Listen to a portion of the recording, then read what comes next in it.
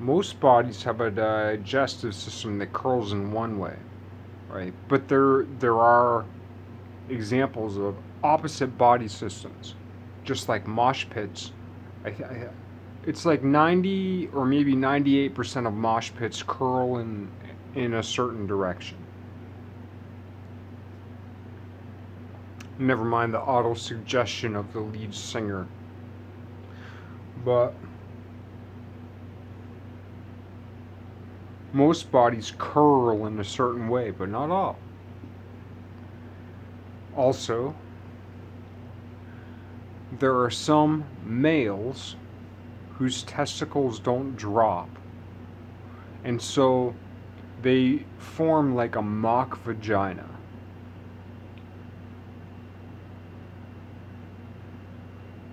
They have a very malish body without like the maleness of the maleness.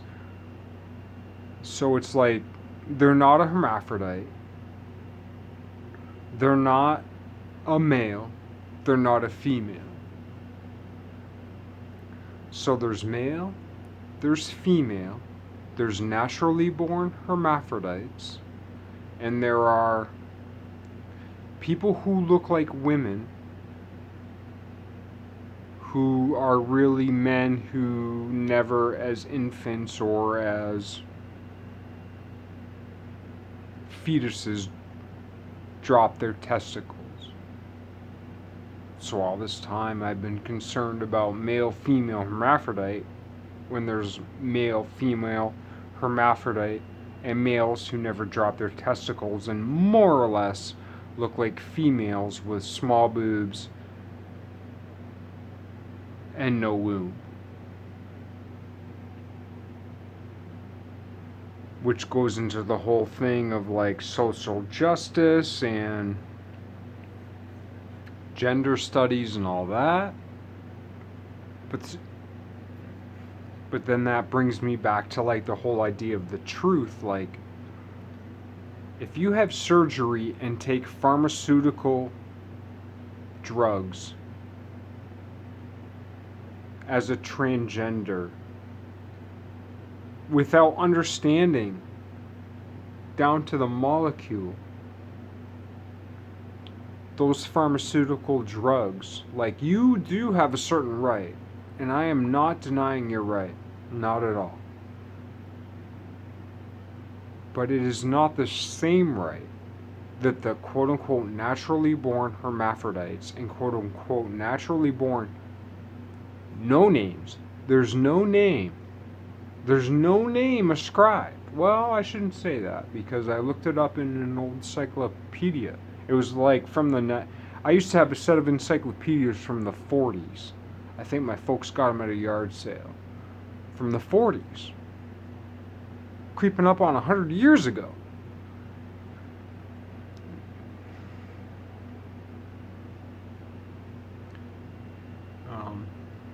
Might not have been the 40s.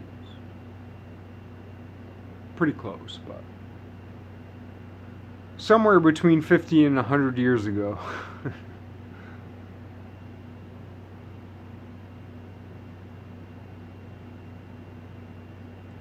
But there's no popular name for that type of person.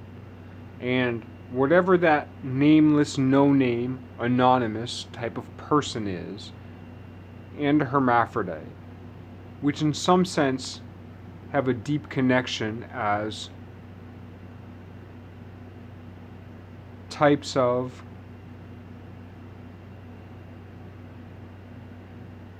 asexual. But there is a difference between naturally born asexuals and contemporary transsexuals, especially because naturally born asexuals of the two types I've described reach back thousands of years. Without them and the thing that their secret societies, truly secret until now, have built, if it weren't for them, the freedoms that transsexuals feel wouldn't exist today. But the reason that exists today, the main reason, or the biggest reason, I shouldn't say the main or the biggest reason, but it points back to them who laid the groundwork.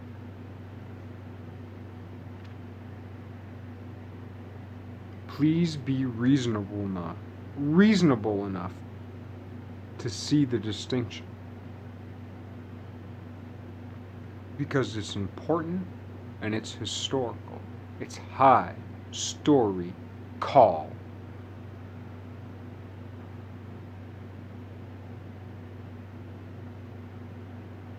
But that has to do with cousins.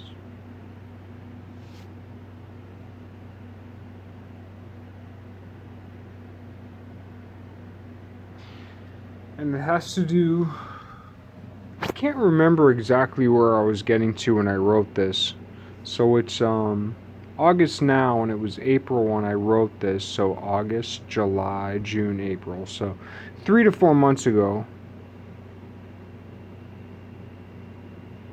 Though I thought of it for years, but like, my dad made me. My mom grew me, right? And it was my mom's egg that was fertilized. But my mom's egg was created in my grandmother. Like, my mom was born with all of her eggs that she'd ever have. My dad, who I don't really know, made sperm over and over again, just like I do. So, the day I was conceived by a sperm that was only a day, a couple days old, whatever. And the egg was as old as my mom. My mom conceived me when she was like 17, 18, 19, I can't remember, somewhere in that vicinity. My dad was a little bit older. But even if my dad had been 90 years older than he was, that sperm would still just be a few days old. So, but the egg that I came from was created in the milieu of the relationship of my maternal grandparents. That's Lamarckian.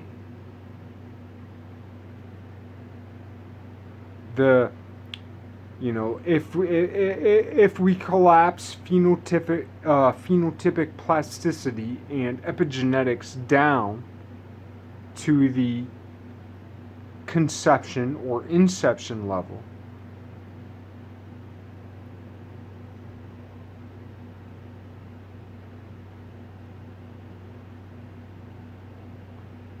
then the Lamarckian milieu of my maternal grandparents, their interaction, the spermazoa, the day that my mother was conceived, the things in the environment that informed the formation of that temporal form of my maternal grandfathers, who I called Bumpy, spermazoa.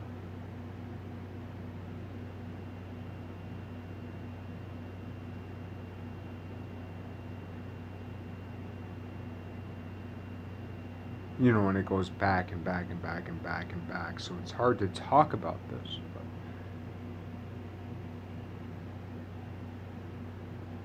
the day that my mother was conceived,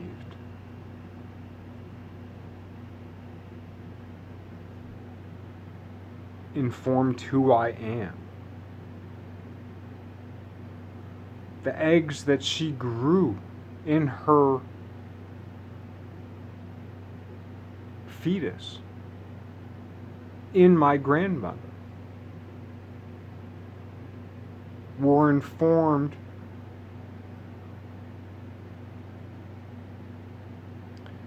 and it's like time travel. It's a cord through time.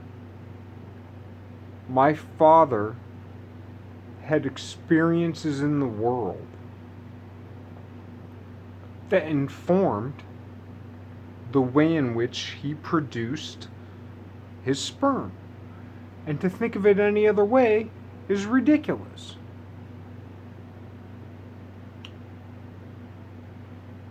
Thoughts inform actions. Actions inform thoughts. He ate certain things. He did certain things. He had certain stresses. He had certain reliefs. It informed his entire body chemistry, and that informed the way in which he constructed his spermatozoa. Now, the egg that I came from, I was conceived in somewhere in the 76, 77 region.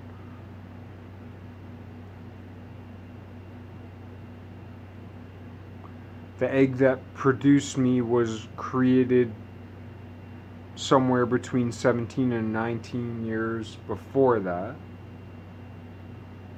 The sperm that created me was created, I don't know what, a day, a couple days, I don't know, before that.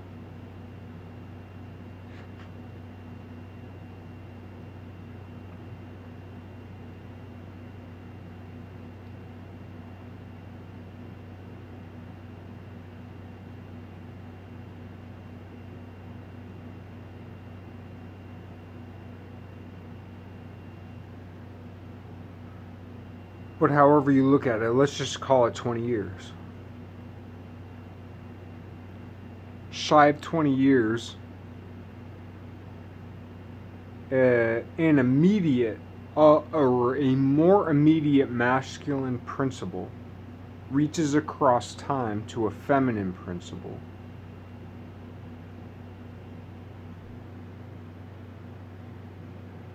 To a very exact moments in time. And here I am. The big question is, for me, and maybe it's an answer, but I'm not a biologist, I'm a house painter, but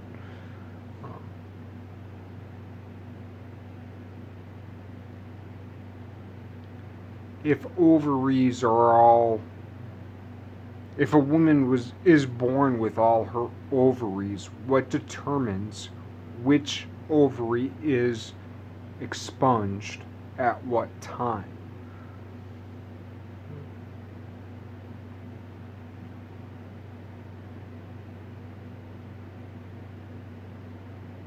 It's part of the equation. What did my biological father do 3 weeks before he conceived me that determined cosmologically, quantum entanglement for all you scientists, right?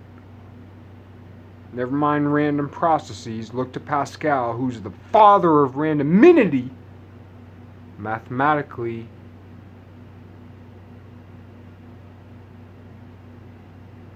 tamed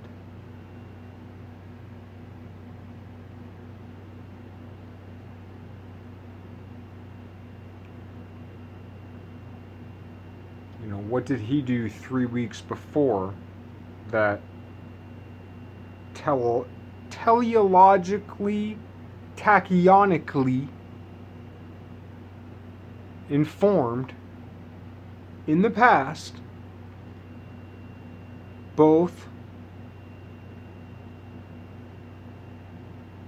the conception of the egg and the selection of the egg. Because there's the conception of the egg, there's the selection of the egg,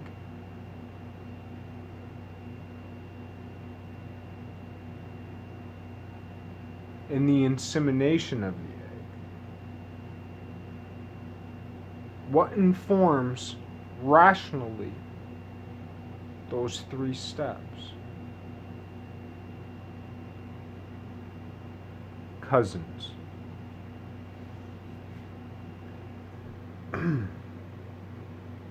Okay. Not bad, not bad. Ooh. How we doing? We doing alright.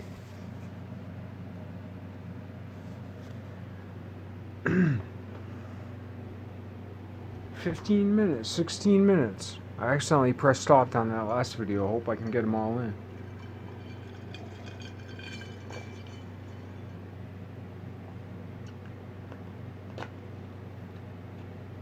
Cousins.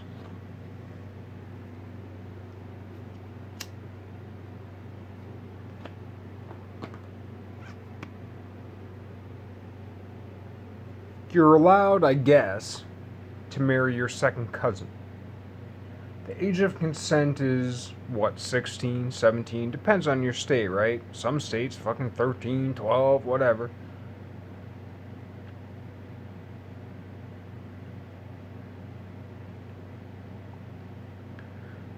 Cousins.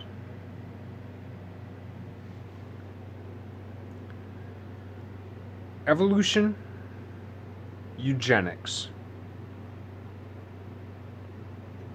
Malthus, Darwin.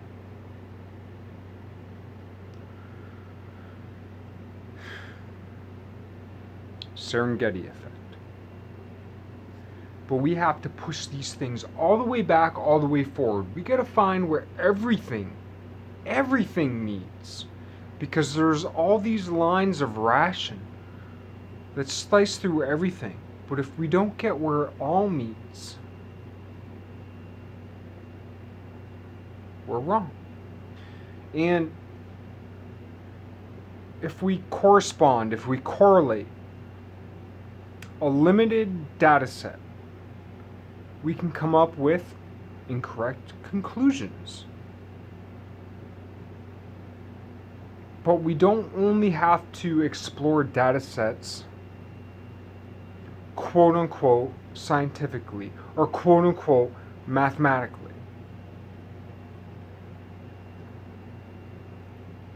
As far as scientists go, speaking of ration, if you can't speak to root 2, I can barely speak to root 2. Barely. And I don't know anything. I'm a house painter. But if you can't speak at all to root 2, you need to get out of the room. Just get the fuck out. Right? Not really. Because if you have that moral thread, you can stay. But if you have no moral thread and you can't speak to root 2, get out.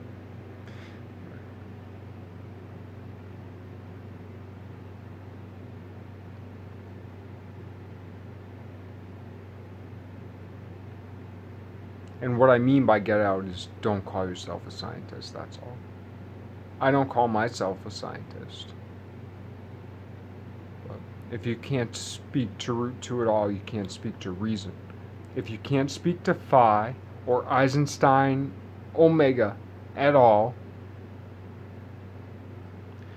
phi, Eisenstein omega, root 2. Those are the prerequisites to having any claim to science without moral authority. People always talk about ethics today. Ethics are important. Super important. Super important.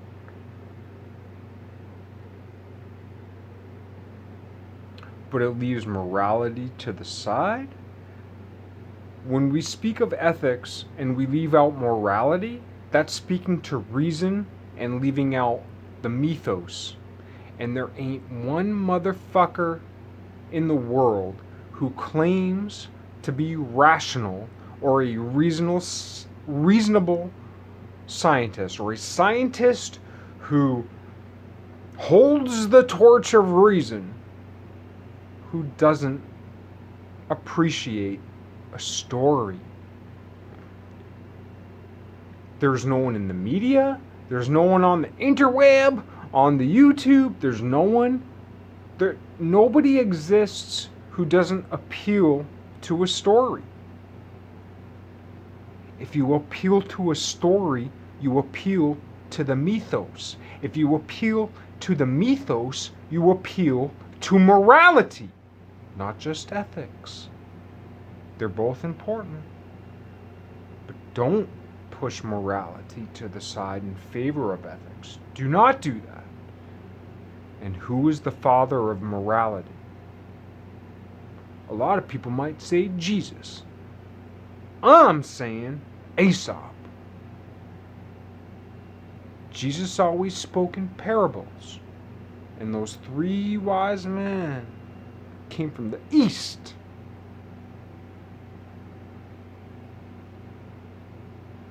One of them might have come from the southeast.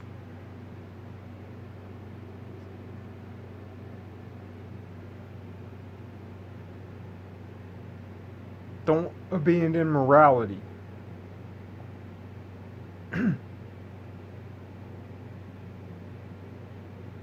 Morality. More. The Moors. North in Africa.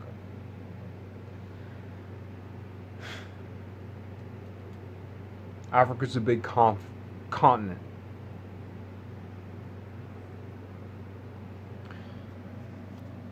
But the way in which,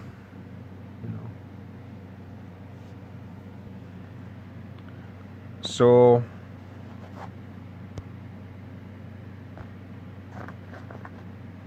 here's my daddy's nuts.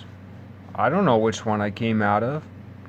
If I was conceived today, then I came from one of these, I don't know which one, yesterday. Right?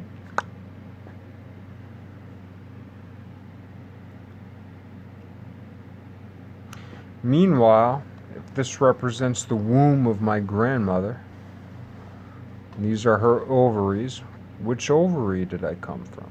Does it matter if you come from the left or the right? It seems like we're symmetric, right? So we have these family trees, and in some of the secret societies, they trace down the mother line, which is where mitochondrial DNA comes from, the mother line. We trace mitochondrial DNA through the mother line.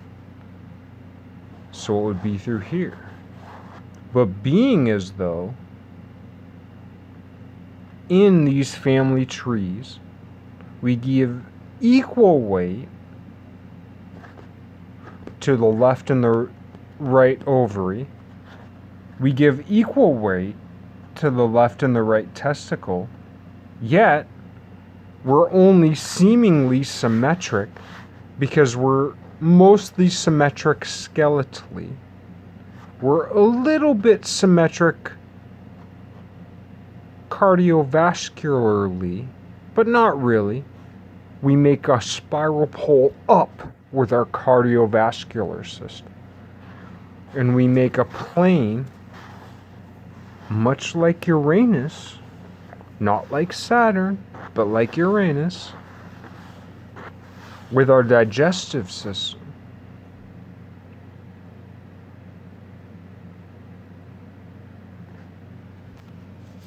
With Saturn,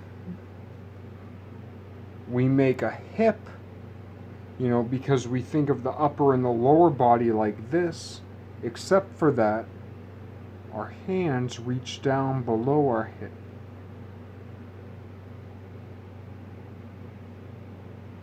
Which defines in its breach a different subtle line, a non-bodily line. We'll shelf that. But then we have the ACGT or whatever of the DNA. We have 2 ovaries, 2 testicles. Yet you come from 1 testicle and you come from 1 ovary. You came from 1 testicle yesterday and you came from 1 ovary 10, 20, 30, 40, 50 years ago.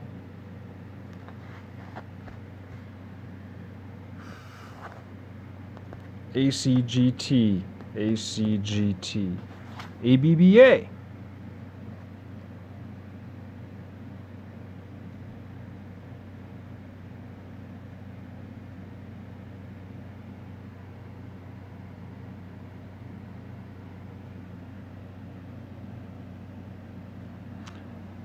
So there's so many different ways that this web goes out. And then, like I said, in a lot of the esoteric stuff, they trace things mitochondrially through the mother, mito, mom, mother, MT, MT. But does it matter if you come left or right? If it comes left or right?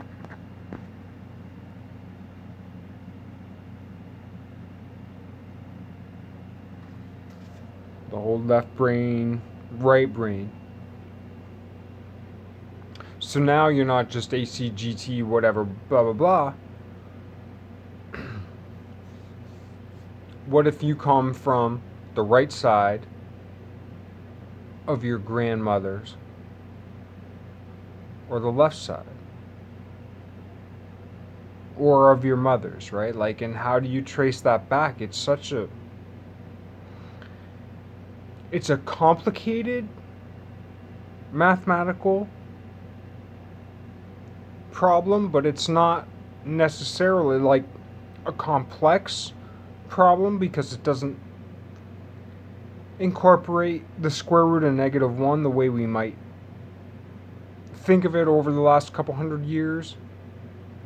So it's not like complex in that sense, but it's complex in another sense. But yet it's all just rational because it's all left or rights. But when you're dealing with the male or the female, these 2 types of 2s, you're dealing with them in different ways and over different time frames. Guaranteed, prime numbers are all tied up in that shit. The moral of this story, which I'm trying to get to, is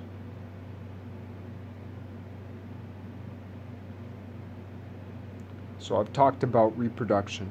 Obviously, that relates to brothers and sisters. That relates to cousins. You're allowed to marry your second cousin. Well, what if you loved your sister? What if you loved your mom? What if you loved yourself? What if you loved your brother?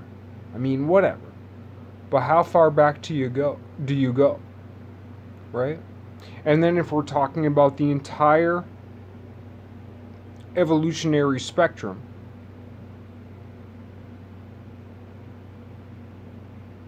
we're cousins with chimps. Can you marry a chimp?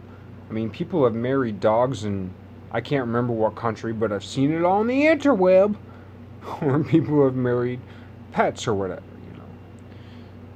Never mind enlightened people, never mind enlightened animals. So I ain't got nothing to say. But I'm raising the question. And it's legitimate. It's a fucking legitimate scientific question.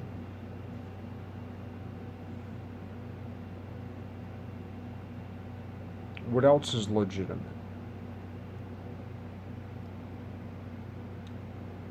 Eating.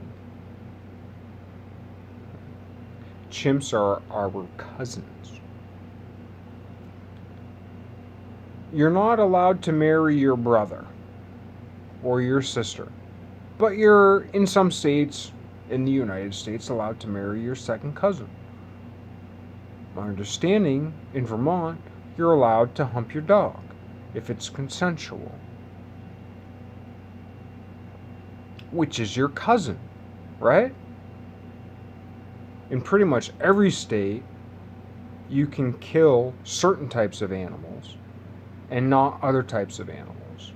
You're allowed to fuck certain types of animals, people, and not allowed to fuck other types of animals. Not people.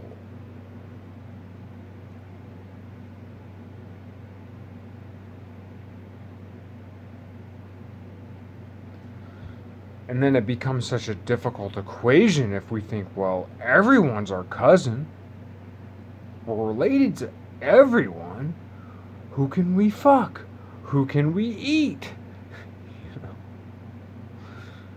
If you had long enough vision through time, through space, through the cosmos, you'd be like, I can't fuck or eat anybody.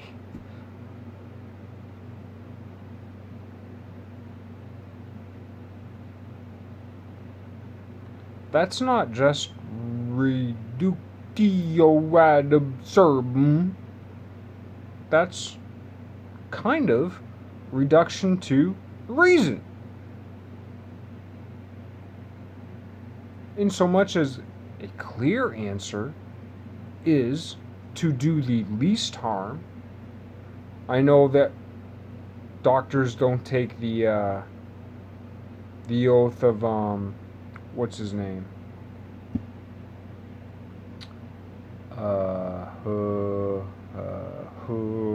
What's his name? Hippocratic Oath. I know that doctors don't take the Hippocratic Oath anymore. That's what I've heard. You know, but the first rule, do no harm. How do we apply that to our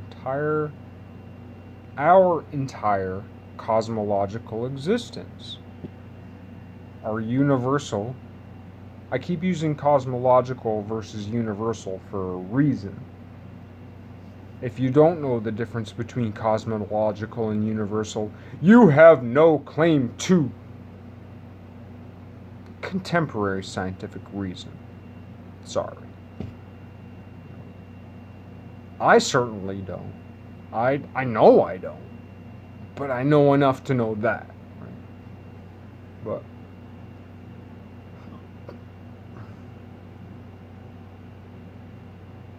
fruits, man. You grow a squash plant, you eat the squash. The plant lives its life cycle. You eat its fruit. You take a couple of them seeds, plant them. Squash lives its whole life. You never kill the fucking squash plant. And you help it proceed.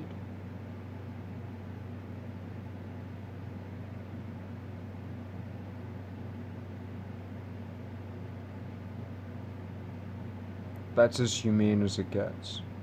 You grow a tree, you pick its fruit. The apple tree keeps on living, keeps on living, keeps on living. Obviously. I mean, if all the seeds of one apple tree were to grow, I mean, the earth would be all apple trees in like a day. You eat the apple. Not all seeds grow. Not all ovaries become. But there's a difference between eating the fruit and eating the plant.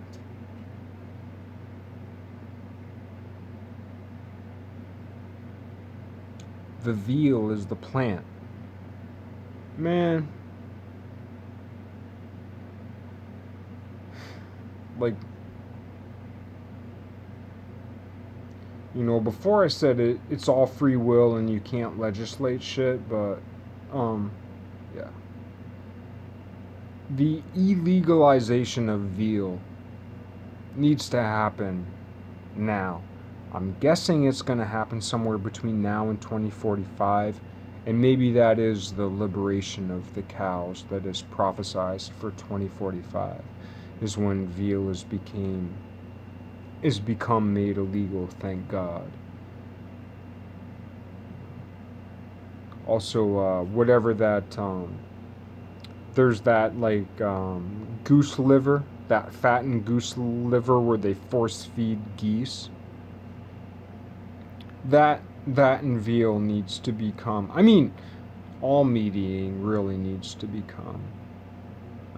And it's not just a militant, vegan, fucking annoying horseshit thing. It's the truth, man. It really is. It's a mathematical, scientific fucking truth, man.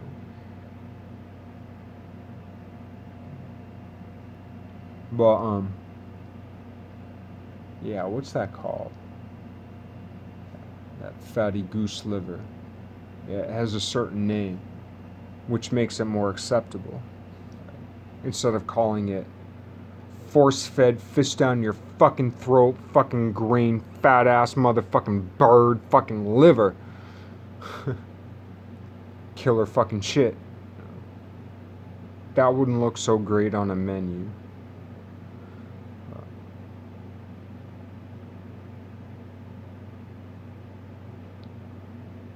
It's our job. You know, we talk about going to the stars, or we gotta leave Earth, or AI, or this or that, or whatever. But now that we have all this information, you know, and I'm not necessarily in favor of the noble savage, so to speak. I think most prehistoric nations and tribes were probably even more despicable than we are now, which is pretty controversial. Certainly at least, but maybe more. And, but I think there were a few that were right. The tribe of light, man. Not all tribes were the tribe of light. There were a lot of tribes, but there was ever only one tribe of light. Tribe of the light. And what did the tribe of light do? The tribe of light sang simple songs that pleased the Lord.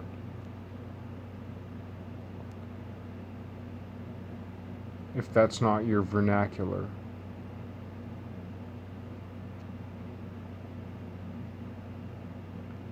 Spoke simple truths, said it like it was, told an Aesop's fable. They had a good hook with a good message. You ever notice how all those songs, those rock songs, those blues songs, the good hook had a good message. If you have a good hook with a bad message, it don't catch. If you have a good message with a bad hook, it don't catch. Because there's the light and there's the sound, but then there's the story. Light has a wavelength. Sound has a wavelength, so to speak. You know, light travels through whatever. Sound travels through the air. What medium do stories travel through? The ether. Stories come from the imagination, so to speak. The image, the inner eye. Stories travel through the ether, for real. But stories are not just the mythos. The logos also travels through the ether, because the logos is part of the story.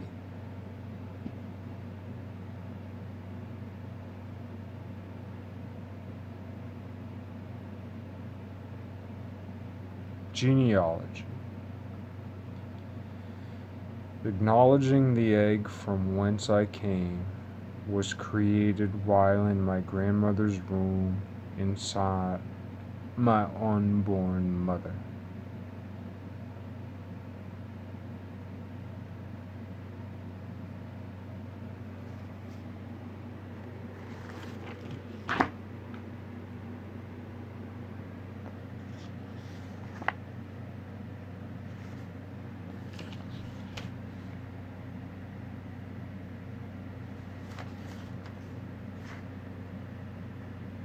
Raphael.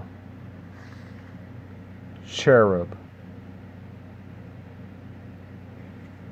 woman in a white robe, disputation, School of Athens, Twin Towers, collapsed, Diogenes, Heraclitus, Hieronymus Bosch.